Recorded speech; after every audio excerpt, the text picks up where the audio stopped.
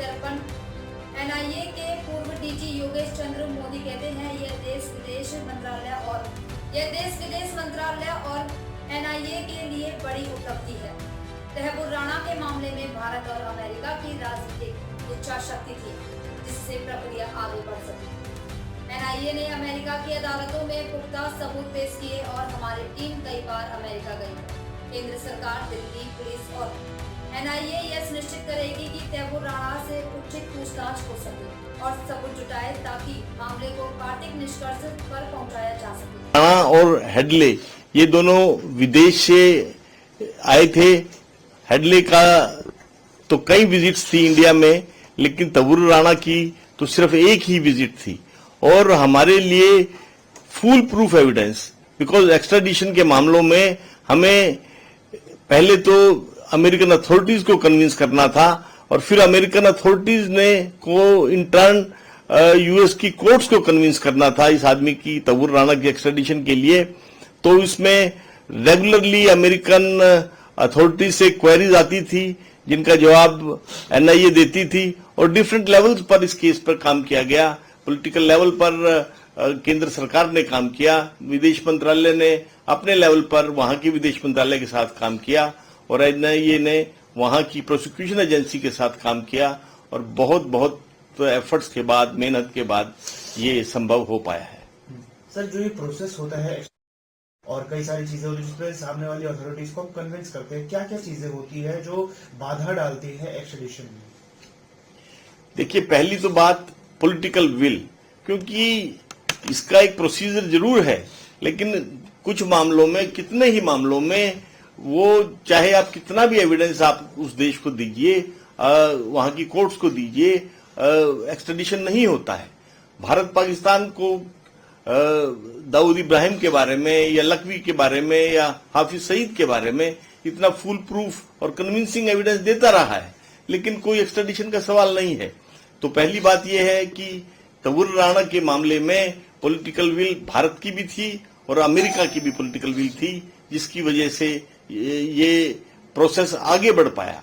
फिर जो वहां का जुडिशियल प्रोसेस है उसमें सबसे इंपॉर्टेंट चीज ये होती है कि कोई भी जो ऑफेंस होता है वो इंडिया में भी ऑफेंस होना चाहिए और होस्ट कंट्री में भी वो ऑफेंस होना चाहिए और उसके लिए connecting evidence, full proof evidence होना चाहिए, जो नेशनल इन्वेस्टिगेशन एजेंसी की टीम ने बहुत मेहनत करके वहां प्रोवाइड कराया। हमारी टीम ने कई बार अमेरिका को विजिट किया, हमारे लॉ ऑफिसर्स ने भी अमेरिका को विजिट किया और रेगुलरली हम लोग अमेरिकन अथॉरिटीज के टच में थे, तभी ये संभव हो पाया। तो जब तहबूर राणा को भारत तरीके से और पूरे उसकी सिक्योरिटी का यहाँ पर ख्याल रखा जाए, क्योंकि जाहिर सी बात है उस पर हमला होने की कोशिश हो सकती है, और साथ ही साथ ये चीज और है कि जब उसे भारत लाया जाएगा तो इन्वेस्टिगेशन किस रूप में आगे बढ़ेगी? देखिए, हमारे यहाँ full proof security systems available हैं और उसको हथकड़ी लगाई जाती है, नहीं लगाई जाती है, ये एक माइनर इशू है। इस इम्पोर्टेंट चीज ये है कि हाँ, भारत सरकार, दिल्ली पुलिस और एनआईए इंश्योर करेगी कि उसके ऊपर किसी तरह की फिजिकल आंच ना आए और इंश्योर करेगी कि उसका प्रॉपर इंटेरोगेशन हो, उससे जो भी एविडेंस मिल सकता है उस एविडेंस को हम कलेक्ट करें और जिस केस में उसको लाया जा रहा है उस केस में उसकी इफेक्टिव प्रोसिक्यूशन हो सके और केस को लॉजिकल कंक्लूजन तक ले जाया जा सके। कौन कौन सी एजेंसी सर इसमें अपनी जांच को आगे बढ़ा सकती है?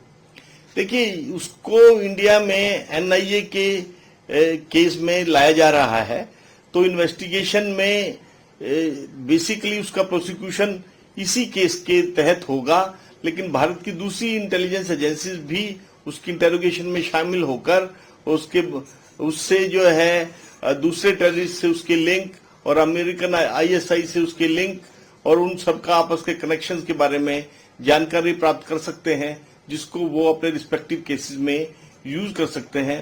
पर जहां तक मेरा मानना है, इसकी प्रोसिक्यूशन इसी सिर्फ एनआईए की केस जिसमें इसको लाया गया है उसी में हो सकती है। हमारे चैनल को लाइक करें, सब्सक्राइब करें और फॉलो जरूर करें ताकि आपको हमारी हर नई वीडियो की जानकारी सबसे पहले मिल सके।